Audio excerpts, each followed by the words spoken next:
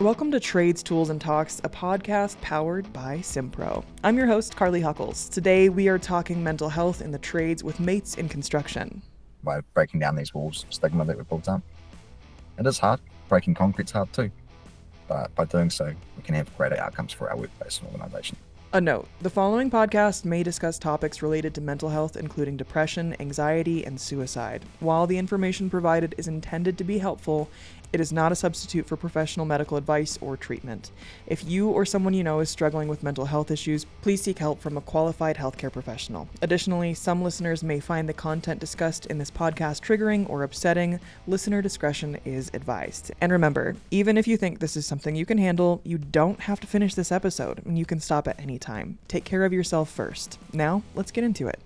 Hey everyone, my name is James Edward Rapley-Sendall and I'm a field officer at Mates in Construction in Aotearoa, New Zealand. I look after the central Auckland region. I'm here today to talk about our program, who we are and what we do. How did you get started with the organization? I've been around almost coming up to 2 years with Mates in Construction. Probably thinking now, looking back, it seems like it's been almost double the time in terms of how fast we've grown and how much has happened. But I started July 2021. Before that, I worked in trade sales for a company called Hilti, which is an incredibly amazing company to work for. They really got my kind of start into the industry, worked within customer services on the phones, and then worked my way into a customer service representative in a Hilti store, which was absolutely fantastic. So I was not only able to have a hands-on experience with the tools and the fasteners and the industry items that we were delivering to our partners, but also be able to talk to the people who were actually using this equipment. And I quite quickly found myself, as you can already tell, I talk really fast. I was quite a quiet person before being in that role, and it really opened me up because this industry itself, construction, is an absolutely fantastic industry full of warm, honest, beautiful characters, and I found myself doing a lot more talking than I was doing actually providing solutions that were healthy based. But that was just the nature of myself. I'm a person that loves to know who people are, what they do, not only what jobs they were working on, but also, what did you do on the weekend? Or, what is your family like? What relationships, what interests do you have outside of work? So when the opportunity came up, once Mates had started up in 2019, I'd always looked towards it as being, maybe where I would end up or where I would be working within. So now looking at it 2 years later, man, it really is an amazing place to be. And this issue itself, suicide prevention, mental health awareness, is very close to home for me. I lost my older brother when I was 12 years old to suicide, and it was something that I never felt comfortable to talk about, not only to my friends or family, even my immediate partner, but even to others, to newcomers. And it was something that I really struggled with. And through joining Mates and being around other very, very strong leaders and deliverers of the program, at the time, I was actually able myself to grow as a person, to be able to open up around that experience and realize that I was still grieving 15 years later on, and to be able to open up and talk about Ben's journey through suicide, through the struggles he was going through at the time, and also my struggles. Again, I was not only impacted by Ben's loss in 2006, but I was also impacted myself in 2014 when I made an attempt on my own life. And again, I was very shy. I was never confident or able to open up about that experience due to that stigma that had been built up over time, especially as a young male, very much taught growing up in the early 2000s, if I was to open up and to talk about my feelings or to show any sort of, vulnerability, that was not ideal. That was not encouraged. I would have weak to do so. And the word that was used when I was growing up is you'd be labelled emo. That was the word I was given. Absolutely, yeah.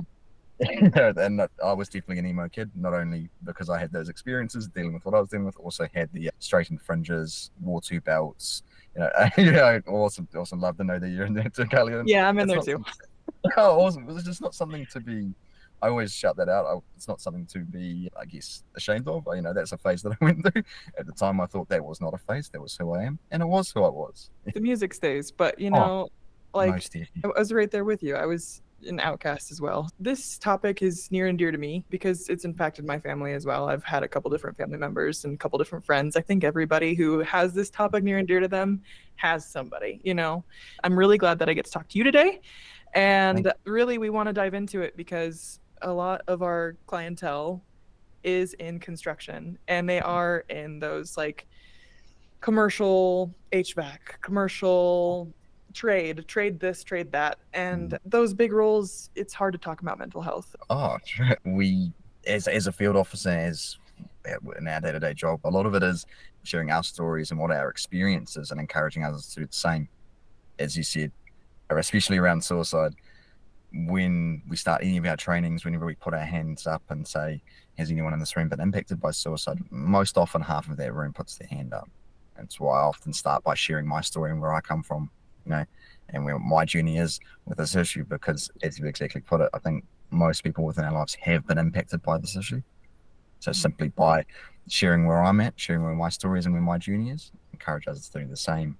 But I guess where my pitch is and for the where I see the value of mates being is not only bringing out that awareness point of putting, really shining a light onto an issue that has really, and still even now, been quite swept under the rug, not only in Aotearoa, within New Zealand, within, I think, the industry specifically, but globally, it's not an issue that is discussed very, very frequently.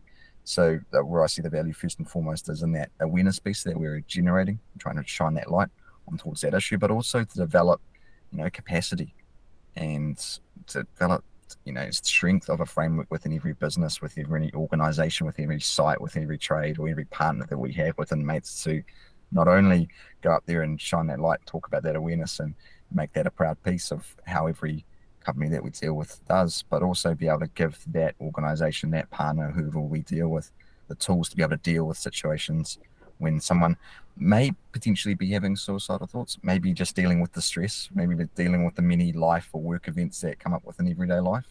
Give them the tools to be able to be a suicide safer workplace.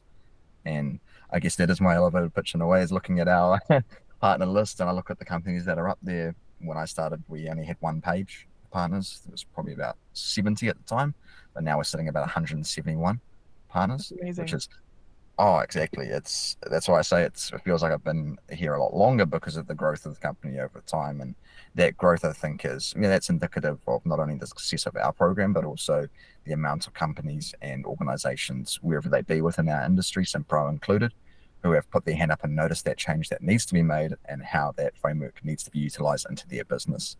So it shows not only is there a problem, we can do something about it, and we can move forward to create those workplaces where both help seeking and help offering behaviours are encouraged. We're breaking down those walls of stigma slowly, and when I always put up that partner list, I'm very proud to do so. And that's, I think, a show and a sign the achievement and the progress I've made so far. Still a lot of progress to be made, though, but we'll keep moving forward. And with There's numbers always like, more growth. There's always more growth that can be done, especially in areas that are so needed like this. So, what is Mates in Construction? it's a big question. I can just break it down a little bit. So we are an independent construction industry charity, initially started in 2008 over the ditch in Australia. Now, this was done to address the high levels of suicide that were found were present within the construction industry, specifically in Queensland at the time. However, a fair few years have gone by since 2008, and over that time, the program has grown prolifically. I think, if I'm getting my statistics correctly, sitting at last year, over 200,000 people had been inducted into the training. The program is available in 5 different states within Australia. We not only have Mates in Construction available within Australia, there's also various offshoots of the program too, and has developed out into other industries. You've not only got Mates in Construction, we've also have Mates in Energy within the energy industry, but also Mates in Mining as well. Absolutely huge, and such a proud achievement for Mates over in Australia to have that service available to the mining industry, being a very similar one to construction in terms of, industry specific pressures, but also a very proud one that we also shout out is the development of Mates in Sport, which is a very, I think, a very key industry to many of our countries. Wherever you live, there is a sporting industry, and there is a lot of stress present, and it's very key that we acknowledge that. So, however, I am talking about Australia, and in New Zealand, we only started up a fair few years ago in 2019. So I joined just before the first kind of COVID lockdown in NZ, but even then I could see this very similar trend of that demand being present and companies and partnerships wanting to start up to acknowledge those levels and those numbers that are present within the industry. And to that similar reasoning, we've grown quite prolifically, as I mentioned previously, that time that even I've been present. Our growth in partnerships is absolutely massive. But what those partnerships also do represent is the implementation of our program, and that is our service offering. So most usually how we're interacted with, or how people find out about mates, is through our general awareness training. And that's our got a sort of first level of training where we're building awareness, which is probably one of our most important steps, and why people most often interact with us. It is a 45 to 60-minute presentation, usually delivered by PowerPoint, in person, always, just due to the safety nature of the conversation. And can be done on site, in an office, in a workplace. And that was where we sort of started our big journey. That's how a lot of people knew about us, especially here in Tamaki Makaurau in Auckland, that people would see us out on a big commercial site or within residential environments, delivering that general awareness training to site workers, to employees, with our projector and our screen and our orange and blue right on site. And that's kind of a big key point of difference between us and many other organizations. Is we're the only organization, to my knowledge, in the mental health arena that is boots on the ground. We will go to that site, deliver that general awareness training. If there are fewer numbers than 15, we also run what's called a mates awareness training, a shorter, sharper, about 15 to 20-minute spoken word presentation, which is done so to target that residential environment where you may only have 4 to 8 people on site at that time. But from there, once that awareness is developed, a little bit more of alertness is around in terms of suicide, that stress and the mental de-stress that can happen within an environment, especially within construction. We then aim to install what we call our connectors. That's the second stage of our program, or our accreditation process, is to install as many of these connectors as we can. One of our field officers has a great metaphor for this, which is fire alarms, because a fire alarm doesn't prevent a fire necessarily, but it can detect if a fire is happening. And that's a bit what our connectors are like. They're not solvent. That's a great metaphor. I like that a lot. Yeah. It's fantastic, and it's such a great example of what a connector is. And connectors are offered the chance to become a connector off the back of that general awareness training. They're given the chance to volunteer to become a connector, and that is a 4-hour training, usually done hopefully within, say, a portacom or an office or a space that you can have that 4 hours. And it is where I see the true value of our program, because by installing those fire alarms, I like to say champions or lighthouses. That's a metaphor I like to use. It's a lighthouse. Lighthouse, yeah.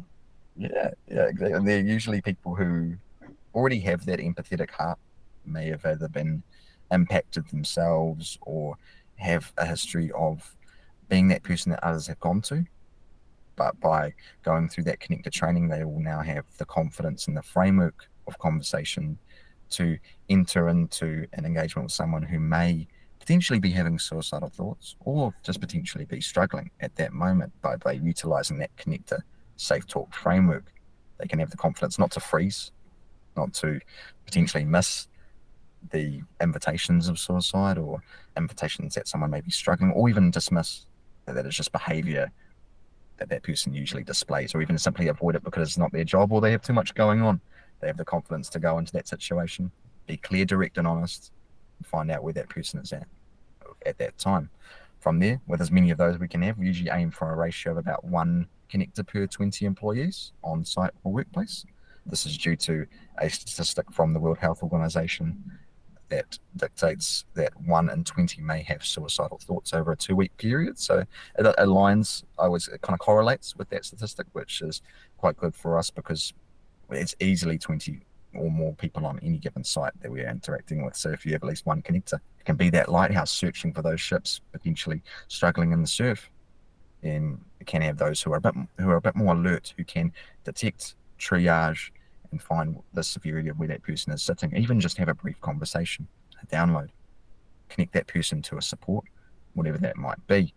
From there, and that's just the final stage of our program to create a suicide safer workplace, is installing at least 1 assist trained person per company or site that we work with. We usually say a regionally available person, because if you only have 1 person per company and that person's sick or they're on leave, they just need to be available.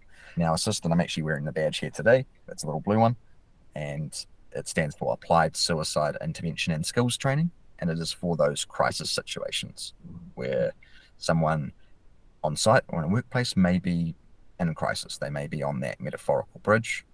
They may be struggling. They may have devised or even planned an attempt on their life. And that assist trained person has that confidence, first and foremost, in themselves and a framework to lean upon to engage with that person and just to keep them safe for now. Keep them safe in that moment of crisis and to be able to connect them to a support, a service, whatever that person is potentially struggling with at that moment, just to keep them safe, get them back to where they need to be. And notice none of these steps are solving. They're not trying to fix what that person is going through. A connector is simply connecting that person to help, whether that be an assist, whether it be us here at Mates, whether it be counselling, an employee assistance program. It is all about creating a pathway to help through awareness, through alertness, and then through having a couple of individuals, few who can be able to intervene in a moment of crisis. It's creating that framework that organisation can lean upon, installing that wherever we go. That's sort of what we call our accreditation framework. And by a site or workplace achieving this, they've done the hard mahi, as we say in Aotearoa. They have created that framework, they can lean upon it and maintain it to be able to take that control of themselves and be proud of it, to empower their workplace to be safer. So in a funny way, what I and my field officers are aiming to do is slowly work ourselves out of a job, is to create an industry so safe and workplaces so safe that we can just turn up every month and just have a chat with everybody and see what's going on and just be engaged with that partner, with that organisation, to make sure that everything's going along, be a part of what they do. And that's where we see true success in terms of our program and our service offering. I hope that explains a bit. That was an amazing explanation. So you gave me a little bit of a backstory on how things got started. And now what do you guys see moving forward? Because you've had that massive growth over the last few years. And I'm assuming, I hate to say it, but COVID was probably a part of that. Mm-hmm. Yeah. It was a dynamic time. And I'm glad that you mentioned COVID, because as I said, when I started, it was off the bat or just before the second set of lockdowns here in NZ. And that was that's very interesting space for me to start working with Mates in, because I thought I was going to start within my first 6 months. I would be out on the road, I would be traveling, I'd be delivering the presentations and whatnot. And quite quickly we were in lockdown, and that was pretty much the case for about 4 months. And I had to learn quite quickly how to interact and how to kind of get my call cycle together, how to find my contacts and touch base with people and develop relationships in a virtual environment. So I'm quite used to interacting like this, because we developed quite quickly a service offering for the virtual space, which we called a virtual toolbox. And we tried to deliver as many of those as we could to our partners and to our sites, so that we could still interact with those who may potentially, be struggling, or, may potentially be isolated within that environment. And coming off the back of the lockdowns, as everything started to open up, there was a significant amount of growth simply because we could get back out on sites. For a while, it was still hard for us to enter two sites. There was a lot of protocols and whatnot, but those slowly opened up, and growth was very, very evident.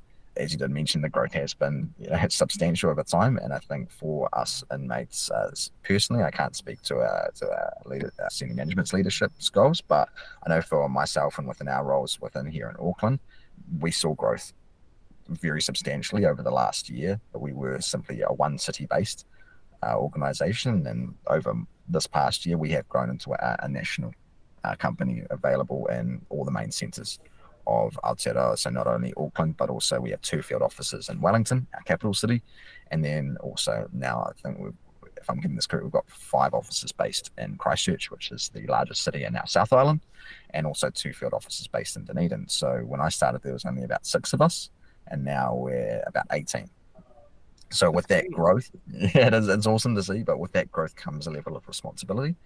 So now more than ever, I know for my team, we're making sure to just double down and look after as much as we can our foundation partners, and they're our top tier 1 partnerships. They're the ones who essentially give us the ability to have a field officer dedicated to them. And now more than ever, I'm encouraging our team, and my team leaders encouraging us to make sure that we're wrapping ourselves around those organisations, building ourselves as much as we can, into that project, into that company, wherever that may be, to make sure that they're looked after, because we don't want to let our growth and run so fast in our journey to establish ourselves to make sure that we forget about anything or leave any stone unturned. We need to make sure our processes and systems are locked in to make sure that growth doesn't impede future growth. It's, as I always say, we don't want to run too fast that we fall over, and it's very key. We've had such big growth, but it's also about being able to slow down, being able to deliver that framework and step away and be here if you need, so to speak. How can people get involved with mates?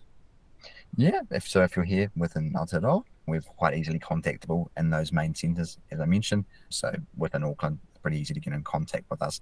Even if you're wondering where's that first start point, our 800 line, that's the easiest way to get in touch with us, 0800 111 315. We also have an office email address, info line, which is info@mates.net.nz. So a simple inquiry of, hey, I've heard about this training, or hey, I did some training on a project and I'd like to have this done within my company or within my group.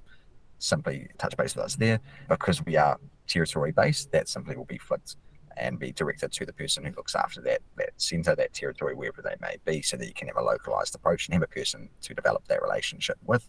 And even any inquiries around our statistics, around progress, around any questions, queries, we're happy to answer them. We've got nothing to hide in terms of where we stand and what we do. So we're happy to have a conversation wherever it is. So firstly, that 0800 number, 111 315, and secondly, info@mates.net.nz, which will go into our general inquiries, our office email, and then be directed to the appropriate person.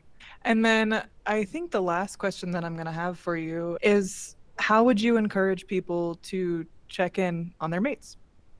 Yeah, well, I mean that's a good one. It's a good segue into bits of our program, some things we discussed within the general awareness training. And how I would encourage is, first of all, to, I mean, it's a quite a big ask to look out for everybody. I don't think it's going to be achievable for me to ask that to everyone within this world or within this industry. But I think it's what I often talk about is a lot, especially within our work lives. We're around the people we work with, often more times than not, more than our own family, more than our own friends.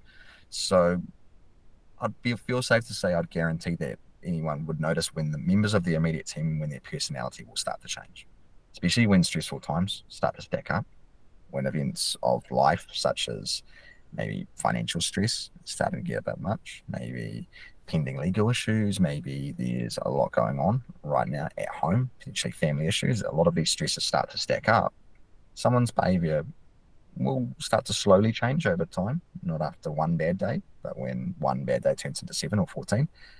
I often guarantee that we'll notice within our own teams when a particular person's personality will start to change. And that's what we call a mates and invitation. When someone's personality starts to become out of character. Maybe there's someone who's usually quite calm. Now they're quite angry, they're shouting, they're being brief, or they're usually quite talkative like myself. Like, I'm one of those chatty people. I don't ever stop. As you can tell, I'll just keep going for an hour if you let me. But for me, for me, I start to shut down. I don't reply to any messages, calls, texts, nothing. No one can contact me at all. I cave myself up. I can't even look people in the eye when I'm speaking to them. I absolutely shy myself away from the world. That change in behavior will be evident, and that's why we refer to it as an invitation, not a warning sign. We stay clear away from that phrase because, I mean, we could sit here for the next half hour and just list examples of warning signs. I can see many from where I'm sitting right now, outside sight. There's orange traffic cones telling us to stay away from that location. There's an exclusion zone set up to my left telling me that I can't go into that area. These are all things designed to stop us. They're barriers to entry. Now, why we don't use that phrase is that, simply put, that's what those warning signs are. When someone is struggling and that behavior starts to change, either through that physical invitation that we might notice, or even a verbal invitation that someone might say in conversation to us or in passing, they could speak of feeling lonely, speak of feeling hopeless, speak of feeling like a burden, many things. Or even if that is just a gut feeling that we notice when that individual in our team or our circle walks into our space and can't read their minds, but we know something inside is telling us, hey, something's not right with that person today. All those invitations are displays that that person is potentially struggling. They're putting their hand up and showing us unconsciously, even willingly, without realizing that they could be struggling. They might be dealing with a lot. And for us, when we notice that invitation, even though it may be hard, or we encourage here at Mates just to take even 10 seconds just to send to yourself. It's not an easy thing to do, but just to check in. Say, hey, I've noticed that usually you're never stressed by anything. You're never worried by anything in life. And last week, man, you've been absolutely furious. You've been desperate. You've been rushing back and forth from, are you okay? Because even if that person is okay, simply just one bad day that's stacked up, if that person is struggling and you have noticed, doing so by checking in can alleviate and show to that person that you've noticed. They may have been dealing with those stresses for a very, very long time and no one has noticed, but you have. It is conversation coming from a place of care. And even if you have to ask that question multiple times, even on the fourth or fifth time, that person might actually come back to you and say, hey, I'm not all right. I'm not okay. And doing so opens the floor of conversation. It's not anything, there's nothing that can be lost from that conversation. There's only growth between those two people, that relationship that is built, and going forward. If that person does need support, they can find that support and open that conversation and be honest, rather than hiding those issues away, putting them under the rug, putting them behind closed doors, and internalizing them and stacking them up. Because we're very honest, and especially in our industry, construction, we talk a lot about health and safety. Wear the right gear, we wear our boots, we wear our hat, we wear our gloves. We're very, very firm on that. But our mental health directly informs our physical health. If we're placing such importance on wearing the right gear, we must be making sure we're looking after ourselves as well mentally, because those outcomes are very, very correlative. So my advice is, it's not always easy, but if you're the person that has noticed, if you have noticed any of those invitations, it's probably likely that you're the person that should ask. And if you don't feel comfortable, hit somebody else up. Say, hey, can you talk to Brian? I've noticed he's acting a little bit frantic today. In doing so, you're creating a community and creating that framework to lean upon. So multiple people are involved, not just yourself trying to burden the responsibility, taking on that pressure. Again, what we aim to do, especially at Mates, not to fix anything, not to solve anything, but just to make sure anyone who is potentially struggling is looked after and there is support available. So it would be a lot easier if I could just go, oh yeah, you just ring this number, you just get, I'll just give you this card and you call this card. It would be a lot easier, but these problems are not easier. What we're trying to do here, by opening this conversation, it's not an easy thing to do. No. It was not easy for me to open up about Ben or my experience when I first started Mates, but sometimes the hardest things in life are the ones that are most rewarding. And by breaking down these walls of stigma that we've built up, it is hard. Breaking concrete's hard too. But by doing so, we can have greater outcomes. We have more positive and safer outcomes for our workplace and organizations. So that's why I go so in depth, because I know for me, I struggled to do that for so long. Even though I had that experience, I knew what being in that space felt like. I still struggled and froze when I was to ask that question to others. But now I'm confident to do so, because I've actually had others do it to me, even within this job. Knowing what that feels like and knowing what that empowerment is, or even that physical feeling when I've walked out of those conversations, and knowing that I can even just have one of those to someone else, man, I walk forward taller, stronger. So I hope everyone can even feel that same. I wish that for everyone. So sorry, it gets me going. No, it's okay. It's a passionate topic. It's not just something you can casually talk. Well, we want to make it something you can casually talk about, but right now it's a passion project, and it's something that people want to open the floor about. And this is why we have these conversations. You literally do it for a living. Here I am telling you. You hit the nail right on the head. Is we want to informalize these sort of discussions, but by doing so, it can be just as acknowledgeable as accidents on the road, which is something that, especially in Aotearoa, we talk a lot about. The roll toll is something that's heavily discussed. And it's very informal. We can say if someone has had a bit too much to drink, we say, hey, let's take that person's keys away from them, or hey, bro, you shouldn't drive today. But if someone's struggling, quite easy, and it has happened a lot in the past, it's easy for someone to walk past that individual, which seems uncorrelative in my mind. It makes no sense to walk past somebody who's potentially about to put themselves in an unsafe environment physically. Why would we do so mentally? But even by having an informal discussion, we can achieve so much more. and formalizing, even medicalizing or clinicizing, pathologizing, whatever word you'd like to use, this issue of suicide. It is preventable. We can do something. So let's talk about it. Let's get the conversation started. We've all went through stuff. We've all seen things. I guarantee it. Even us at the start talking about being emo, going through that phase. I know that looks like it. There's many people that do. So let's talk about it. We're all going through stuff. We've all got a weight to carry. So let's carry that weight together. Let's do it together and be stronger together. I love that. Okay, so last question that I have really is there anything that I'm not asking that you think should be mentioned to the audience? Just at the end of the day, wherever it is, even if, especially our service is not necessarily being available in the US, that no one is alone in this issue. I think we've touched upon it a few times. No one's alone dealing with their struggles. As I mentioned before, everyone's got their weight to carry. Everyone has things that they go through within life.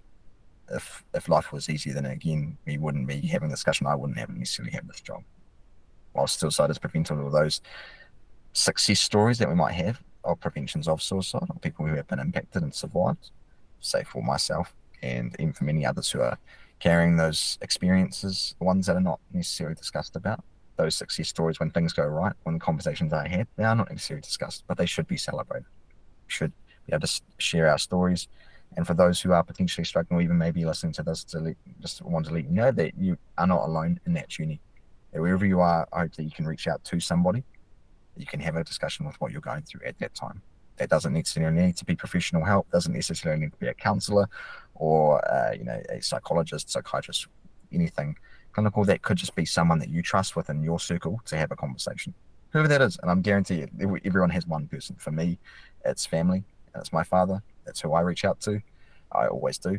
Whenever things get tough, and about 3 weeks ago that did happen to me, I had that fleeting thought that entered my head, and I reached out, and I always encourage others to do the same. Just to have a person that you can go to, even multiple, that you can turn to when times get tough and you can reach your hand out to.